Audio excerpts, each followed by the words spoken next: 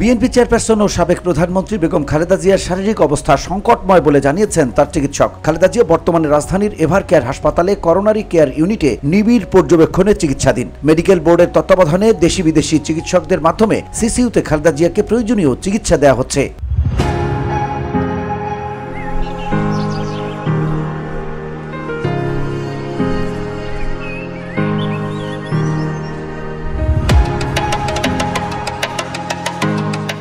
শুক্রবার সন্ধ্যায় medical board বসেছিল। দলের মহাসচিব মির্জা ফখরুল ইসলাম আলমগীর সহ সিনিয়র কয়েকজন নেতা তাকে দেখতে গিয়েছিলেন। এদিকে সাবেক এই প্রধানমন্ত্রীর জন্য দোয়া কামনা করেছেন অন্তর্বর্তী সরকারের প্রধান উপদেষ্টা ডক্টর মোহাম্মদ ইউনূস। তিনি সংশ্লিষ্ট সবাইকে প্রয়োজনীয় সব সহায়তা ও সমন্বয়ে সার্বক্ষণিক প্রস্তুত থাকার নির্দেশ প্রদান করেন। এছাড়া দলীয় প্রধানের দ্রুত আরোগ্য কামনায় শুক্রবার বাদ জুম্মা ঢাকা সহ দেশব্যাপী দোয়া মাহফিল কর্মসূচি পালন করেছে বিএনপি।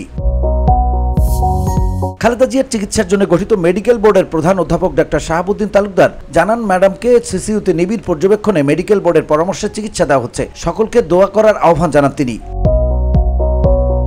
শুক্রবার বাদ জুমা রাজধানী নয়াপল্টনে কেন্দ্রীয় জামে মসজিদে বিশেষ দোয়া মাহফিলের পরে বিএনপি মহাসচিব মির্জা ফখরুল ইসলাম আলমগীর সাংবাদিকদের বলেন, আপনারা জানেন বেগম জিয়া আবার অসুস্থ হয়ে হাসপাতালে ভর্তি আছেন এবং গতকাল রাতে ডাক্তাররা বলেছেন যে তার শারীরিক অবস্থা অত্যন্ত সংকটময়।